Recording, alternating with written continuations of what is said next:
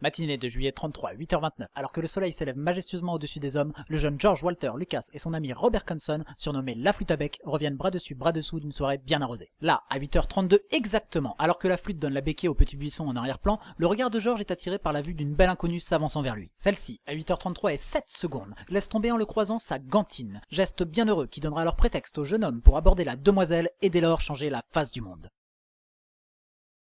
À partir de là, une osmose se crée entre les deux jeunes gens. Elle est belle, elle est drôle, il est caustique et swag, et ils commencent à parler de tout et de rien, riant pour un rien, riant pour un tout, riant à tue-tête, riant comme des fous. C'est alors que la flûte, après s'être purgée 2 fois, sortit de derrière son buisson et vint casser la fête. Cependant qu'importe, car les deux compères prirent rendez-vous quelques jours plus tard. Ils se baladèrent, allèrent au théâtre, et même roulèrent dans l'herbe, signe incontestable d'un amour naissant. Au bout de 5 jours, c'était pour elle une évidence. Il en fallut 6 pour le jeune George, oui, parce que ça reste un mec et que Rhonda, sa rouquine de voisine, lui faisait quand même pas mal de gringues. Mais qu'importe, quelques mois plus tard, Walter Lucas et la jeune Dorothy Elinor Bomberger s'unirent pour le meilleur et pour le pire. De cette union naquit la petite Anne, dont on se fout, l'impapante Wendy, dont on se fout également, et Kate, quelle était mignonne cette petite. Non, en fait j'en sais rien, elle aussi on s'en tape. Cependant, en 1944, alors qu'est créé le Fonds monétaire international, que Roosevelt est élu président des États-Unis pour la 4e fois et que Hergé sort l'un de ses meilleurs albums, Le Trésor de Rackham le Rouge, vint au monde George Walton Lucas Jr. Alors, qu'est-ce que t'en penses?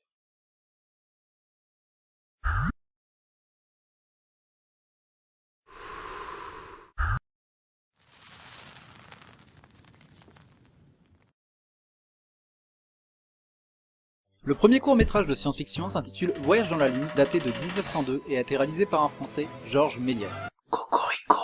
Considéré comme le père des effets spéciaux, ce bouffeur de grenouilles s'inspira grandement du roman De la Terre à la Lune, de Jules Verne. Bah oui. À savoir d'ailleurs que malgré un succès retentissant, 20 ans plus tard, ce génial créateur finira sa vie totalement ruiné et oublié en vendant des fleurs à la gare Montparnasse.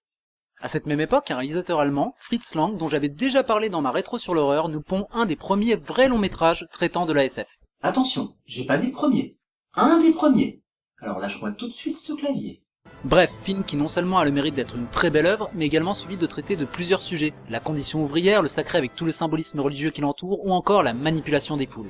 Mais la SF n'est pas encore réellement considérée à cette époque, celle-ci étant plutôt reléguée à l'image d'amusement frivole dédié à un public de niche. L'arrivée de Star Trek, La Planète des Singes ou encore le très bon 2001 l'Odyssée de l'espace commence à démocratiser le genre, certes. Mais c'est surtout avec l'arrivée de Lucas et son Star Wars que celui-ci rentrera réellement dans la culture populaire. À savoir que le réalisateur s'est inspiré pour ce dernier du livre de Joseph Campbell, Le héros aux 1001 visages, et connu essentiellement pour sa théorie du monomythe, qui en gros et pour faire simple, présente l'idée que tous les mythes du monde racontent essentiellement la même histoire. D'où monomythe, en fait. Ah ça? Non, ça c'est juste pour vous montrer que je l'ai acheté.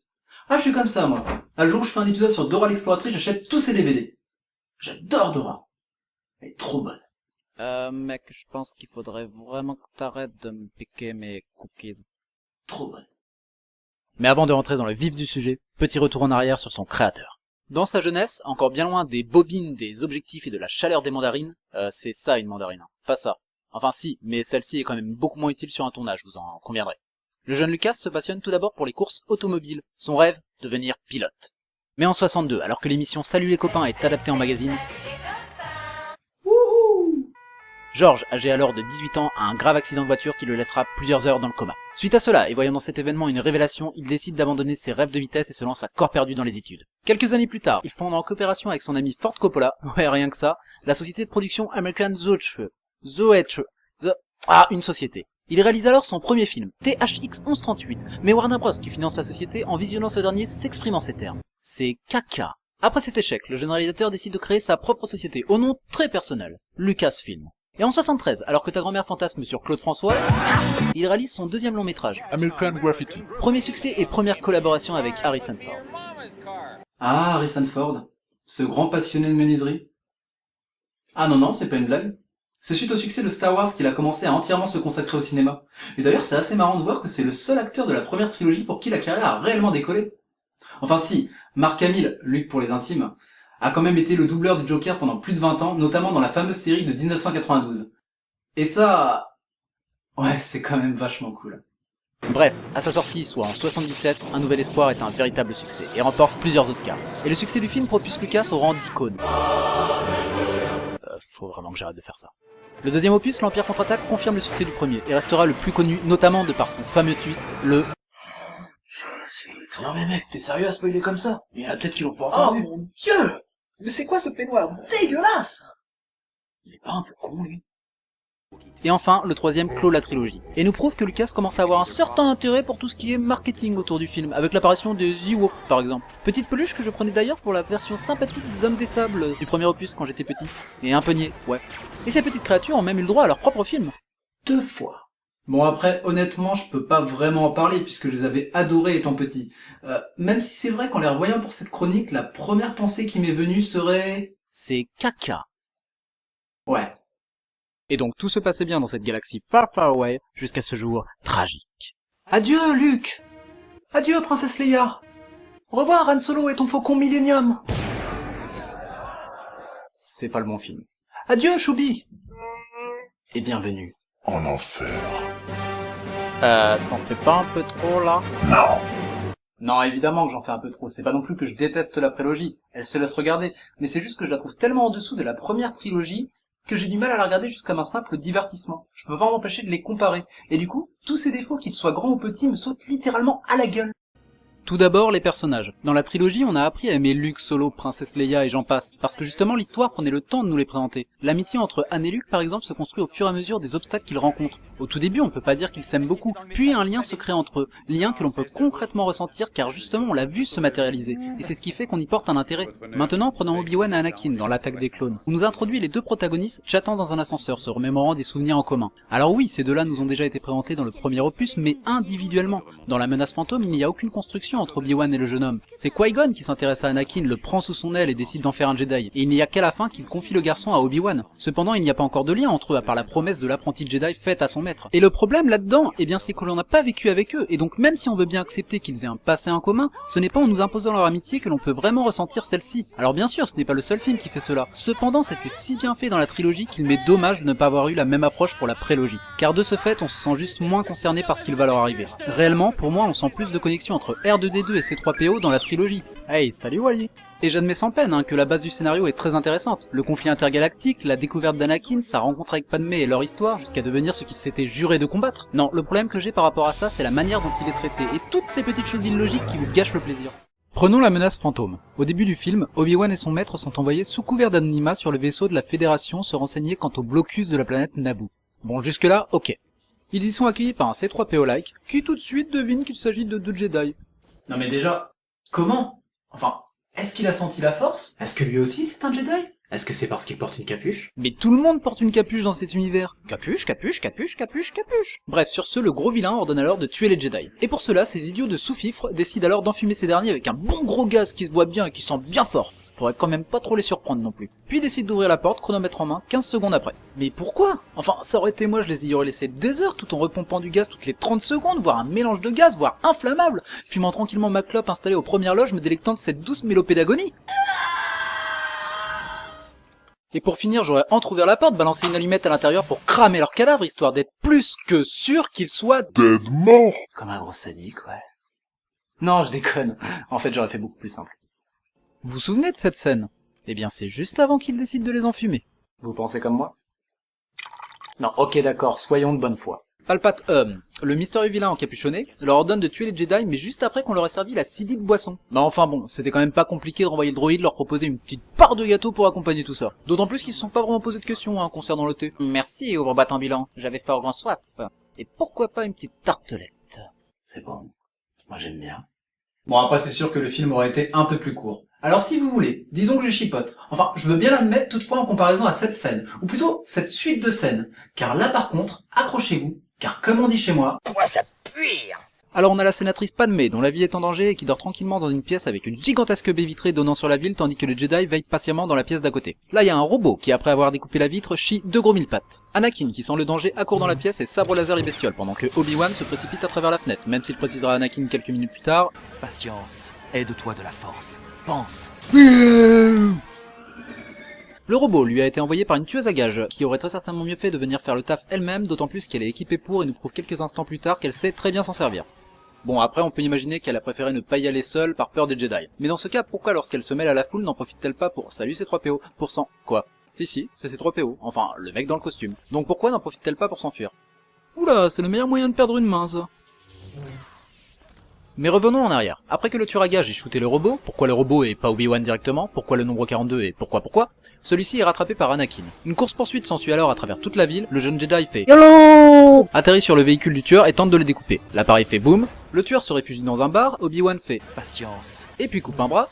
Ils essaient de la faire parler avant qu'elle ne soit tuée par une fléchette lancée par un autre tueur à gages, le même en fait qu'il a payé pour ce job. Pourquoi un tueur à gages paierait un autre tueur à gages pour faire son boulot? Niais, enchaînons. Puis ce dernier s'enfuit sous les yeux des Jedi qui ne tentent pas de le rattraper avec le véhicule d'Obi-Wan alors qu'ils ont réussi à travers toute une ville à rattraper un véhicule lancé à toute vitesse et que celui-ci n'utilise qu'un jetpack, mais sans doute qu'ils sont trop fatigués. C'est génial. Oh mon dieu! Mais qui es-tu? Mais que t'ont-ils fait?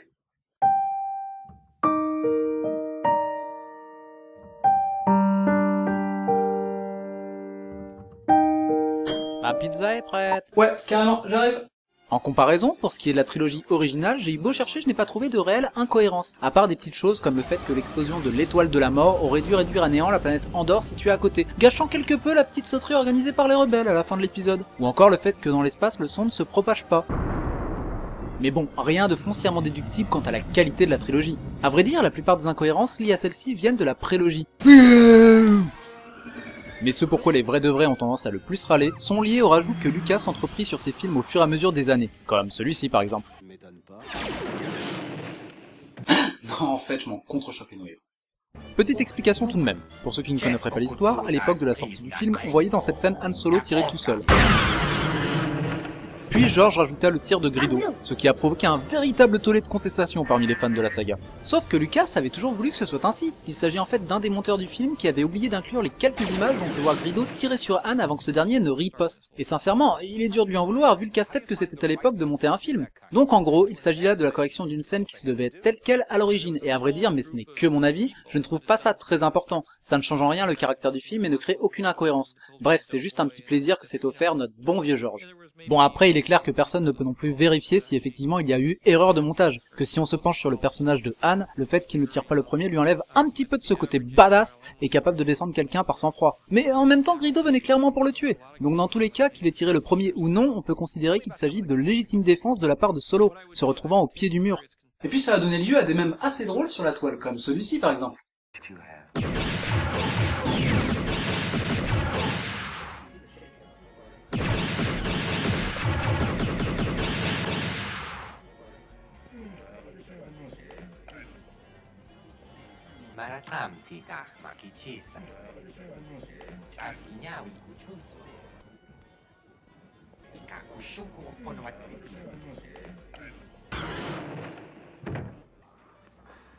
Mais personnellement, une des choses qui m'agace le plus pour en revenir à la prélogie est le personnage d'Anakin enfant. Et est-ce que c'est lié au fait que je hais les enfants? Oui, bien sûr. Mais pas que. Je m'explique, ça n'a rien à voir avec l'acteur qui ma foi fait ce qu'il peut avec les dialogues qu'on lui donne. Est-ce que t'es un ange? Non, le problème c'est que ce personnage ne me paraît pas du tout crédible mais pour un sou. Enfin, j'ai beau être ouvert d'esprit mais j'ai du mal à concevoir qu'un enfant de 9 ans soit capable de construire seul un droïde, puis un bolide. Je veux bien croire que ce soit un petit génie, mais bon, il y a quand même des limites. Alors bien sûr que Star Wars se passe dans un univers qui n'a pas tout à fait les mêmes règles que les nôtres, mais bon, il a du sens et tout univers imaginaire peut et se doit de rester cohérent. Bon et puis je sais pas, mais quel est l'intérêt de construire un robot de protocole pour aider sa mère dans les tâches ménagères? Sérieusement, il sert à rien, il peut à peine bouger. Enfin, je sais pas, il aurait pas pu lui faire quelque chose de plus utile comme un vibro par exemple? Ou un grippin? Pour rester dans le thème, resituons un petit peu la situation. Le vaisseau de la reine Amidala a été endommagé, et il débarque donc sur Tatooine en quête d'une pièce de rechange. Qui-Gon rentre alors dans une boutique du coin, où un marchand plutôt véreux lui explique que lui seul possède la pièce qu'il recherche. N'ayant pas d'argent pour payer, il tente bien une manœuvre Jediesque, mais cela ne fonctionne pas sur ce genre de bestiole. Tu te prends pour un Jedi ou quoi? Faire des passes avec les mains, comme ça? C'est alors qu'Anakin fait une proposition des plus audacieuses.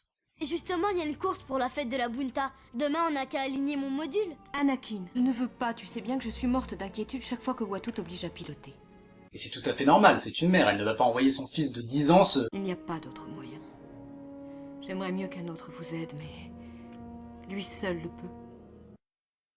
Non mais t'es sérieuse, meuf? Non mais t'as déjà vu une course de bolide? Sérieux? Non mais moi ma mère à cet âge-là, rien que je mettais des rollers, elle était déjà en flip. Même quand je prends l'ascenseur, elle a peur que je reste coincé. Donc, résumons un petit peu. Qui-Gon joue le vaisseau de la reine et la vie d'un gamin sur la seule intuition que ce même gamin va gagner à une course de bolide. Sachant que jusqu'ici, il n'en a jamais remporté aucune. Tu n'en as jamais fini? Mais Kister a raison, je gagnerai ce coup-là. Non mais ça va, Qui-Gon a senti la force en lui. Et puis de toute façon, le môme il a plus de 20 000 en midi-chlorien. C'est même supérieur à Maître Yoda. Donc d'une certaine manière, ferme-la. Bref, évidemment, ils gagnent la course en manquant de se tuer par 2 fois, et tout le monde est content. Et c'est ça qui me dérange, ce côté irréaliste d'un gamin génie qui construit lui-même son bolide et gagne une course à peine 10 piges. Enfin, ou 9, peu importe. Et dans laquelle il risque sa vie à chaque instant. Bon, évidemment, Lucas a délibérément fait cela pour que les enfants puissent s'identifier au personnage. Et il ne s'en cache pas, il a toujours dit que ces films étaient faits pour des enfants. Mais la première trilogie l'était également, et à cette époque, les mômes aspiraient à être Luke, Han Solo, Princesse Leia ou encore Lando. C'est pas parce qu'on a 10 piges qu'on doit obligatoirement s'identifier à un personnage du même âge. Parce que là, vous savez à quoi ça me fait penser? À un de ces téléfilms qu'on nous sort à chaque période de Noël, où les héros sont les enfants justement. Et j'ai rien contre, hein. Mais pour Star Wars, j'ai un peu plus de mal. J'arrête pas d'essayer, R2, je trouve pas la commande de tir. Oups, y'a erreur. Peut-être celle-là? Ah, voilà.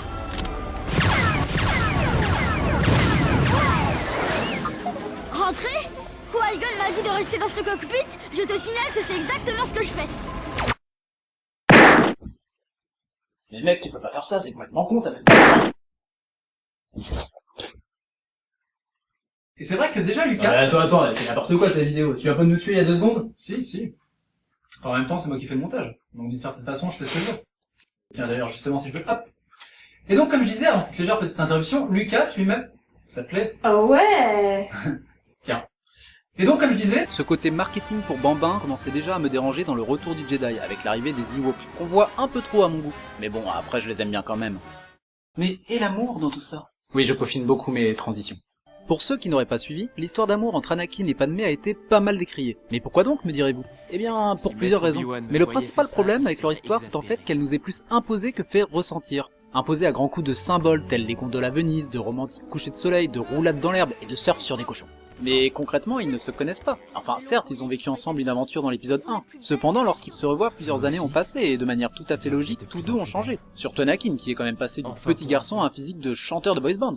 Alors oui, il a pu ressentir en la revoyant une bonne grosse attirance physique dictée par une bonne grosse décharge hormonale. Bon, là par contre, il fait un peu flipper.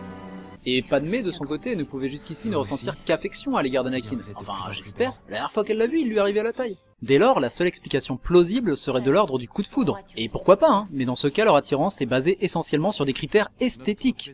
À partir de là, toutefois, leurs sentiments peuvent évoluer. Surtout lorsqu'ils se retrouvent en exil, 2 jeunes gens beaux et séduisants dans un paysage paradisiaque. Moi je dis oui, carrément. Mais voilà, on en revient au premier problème, on nous suggère leur amour, à grands coups de clichés et de dialogues, ma foi... Quand je suis près de toi, je souffre le martyre. Et à l'idée que je pourrais ne plus te voir, je suis désespéré. Ce baiser que tu m'as donné hante mes jours et mes nuits. Dans mes cauchemars, il ne m'en reste plus qu'une cicatrice qui ne se refermera jamais. Tu t'es emparé de mon cœur et tu le mets au supplice. Dis-moi ce que je dois faire. Je ferai tout ce que tu me demanderas.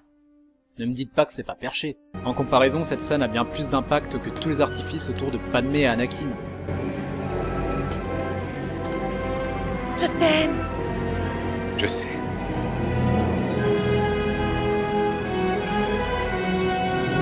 Mais allez, acceptons qu'il soit in love. Alors pourquoi, bon Dieu, Padmé passe-t-elle son temps à repousser Anakin? Sincèrement, qu'est-ce qui l'empêche de s'envoyer en l'air? Elle est sénatrice dorénavant, pas reine. Y a pas de loi qui lui interdise de s'amuser.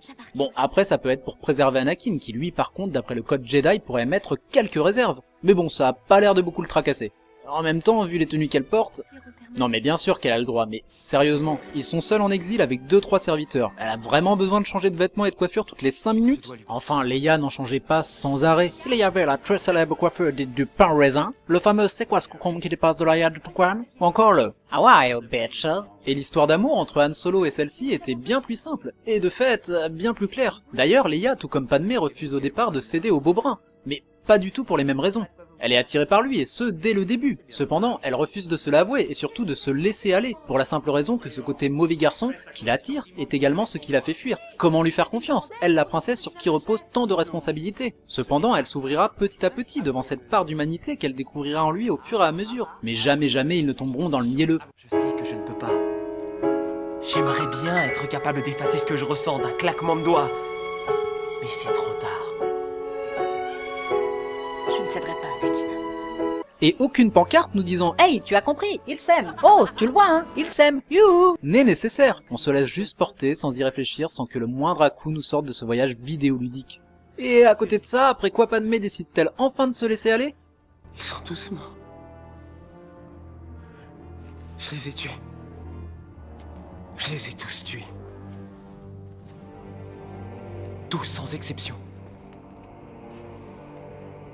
Même les femmes. Et aussi les enfants, tous. Ce sont des animaux. Je les ai égorgés comme des animaux. Je les hais. Personnellement, dans ma tête, ça donne un truc comme ça. Je l'ai traqué, cet enfoiré. Comme une bête. J'ai attendu tapis dans l'ombre. Et là, alors qu'il y attendait le moins, je l'ai gorgé. Lui, sa femme et ses enfants. Je les ai tous dépecés. Comme des animaux. Fais-moi l'amour. Mais carrément! Allez! Entre parenthèses, avant qu'il aille découper la famille Homme des Sables, on a le droit à un très bon plan de la part de Lucas, avec l'ombre d'Anakin dessinant la silhouette de Dark Vador, ce qui donne à l'histoire un côté tragique. Quoi qu'il fasse, dorénavant, il ne pourra se soustraire au destin qui est le sien. À cet instant, il est déjà Dark Vador. Non, parce que je me concentre sur les mauvaises choses depuis tout à l'heure, mais il est évident qu'il y a aussi des choses bien dans cette prélogie. En particulier l'épisode 3, qui est ma foi très bien fait, enfin qui est pas mal fait, à part Anakin qui est quand même un peu loin à la détente concernant la vraie identité de Palpatine. Ça ne paraît pas trop grave. Laisse-le, sinon nous sommes perdus. Les Jedi sont au service du bien. Le bien est une question de point de vue, Anakin. Les Sith et les Jedi sont similaires, ils se ressemblent quasiment en tout point. Il te faut embrasser l'ensemble de la force. Méfie-toi des Jedi, Anakin. Ce n'est qu'à travers moi que tu pourras acquérir un pouvoir plus grand qu'aucun autre Jedi. Vous êtes le Seigneur Noir des Sith. Et j'adore la réaction de Maître Windu quand il lui annonce la vérité sur le chancelier. Cette nouvelle dépasse nos pires craintes. Tranquille, Pepper, on y va doucement. Tiens, imagine la même chose dans la continuité de la scène de tout à l'heure. Fouette, Louis, j'ai quelque chose à te dire. Ouais. Je sais qui est le vrai meurtrier de ta mère. Cet Eddie n'était qu'un sous-fifre. Le vrai commanditaire, c'est Michael. Michael, mon frère! Oui, lui-même. Je suis désolée.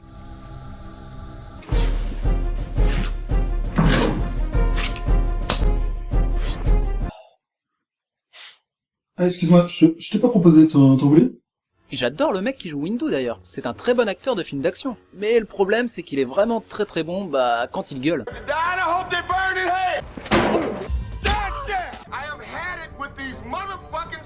Yeah, motherfucker. La vérité c'est que son rôle dans Star Wars fut un coup marketing. Quoi? Samuel L. Jackson va jouer le rôle d'un Jedi trop badass? Non mais d'une pipe en mousse, faut absolument que j'aille voir ça? Et ce n'est malheureusement pas du tout le cas. Il ne fait et ne sert pas à grand chose au final. C'est dommage. Et une des choses intéressantes concernant la prélogie et la trilogie est les similitudes qu'on peut retrouver entre elles. En effet, Lucas a fait en sorte qu'on retrouve des scènes évoquant la trilogie dans sa prélogie. Et ce qui est, ma foi, pas une mauvaise idée. Et pour en finir avec cette vidéo qui est déjà très longue, et j'avoue qu'avant de mettre les morceaux bout à bout, je m'en étais pas rendu compte, je dirais juste que la prélogie c'est un petit peu comme le petit frère de ton meilleur ami.